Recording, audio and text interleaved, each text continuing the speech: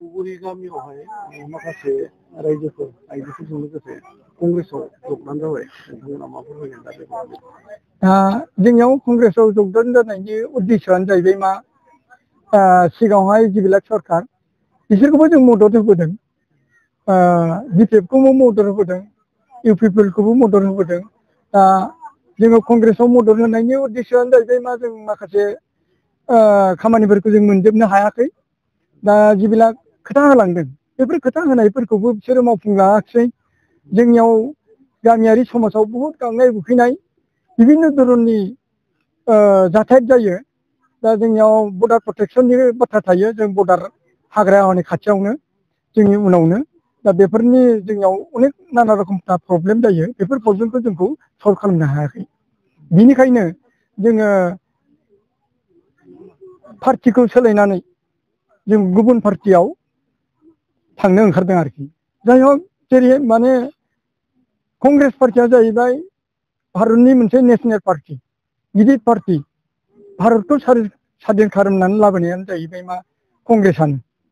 महात्मा गान्धीनि दिनाव महात्मा गान्धीयानो भारतखौ साधीन खालामनानै लाबोदों। दा बेनिखायनो जोङो बे नेसनेल पार्टियाव थानो होननानै रायजो राजा बयबो ज' जानानै माने जों बे कंग्रेस पार्टिखौनो मदद होननानै जों ओंखारनाय जादों आरो।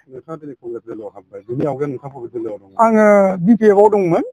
बिपिएफ सरकारखौ आं नुहुरबाय। बिपिएफनिफ्रायबो आंनियाव मोनसे गिदिर मोनसे टुरिजिम हल लुनानै दोनदों। बे टुरिजिमा दिनैसिम 8 बोसोर जालांबाय।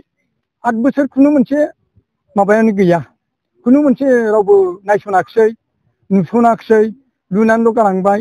दिनैसिम दासिम 8 बोसोर जानानैबो आं 7.5 बिगा हा हगारदोंमोन। अब्ला आं बेवहाय बिपिएफजोंनो दंमोन। अब्ला बिपिएफनियाव खाम्फा बरगयारी जोंहा डिपुटि चिफ, आरो बिनिफ्राय ओजोंहाय चन्दन ब्रह्म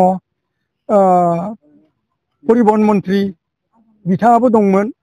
बिथांमोनानो बेवहाय फैदों, नायफैदों, नुलांदों। नाथाय बे हा हगारनाय बिगोमानि फारसे जेबो नायस'नाखिसै। आंनो हगारदों हगारनाया। दा जोङो मथा मथि बेवहाय 30-40 न'खरसो जोङो जइन जानाय जाबाय। दा फैबाय थानाय समाव जोङो हानायमानि नाजालांबाय थागोन। जोङो कंग्रेसखौ मदद होलांबाय थागोन, जाहाथे कंग्रेस सरकारा भबिसतसिम जोंखौ जाहाथे नायलांबाय थायो। बेखिनियानो।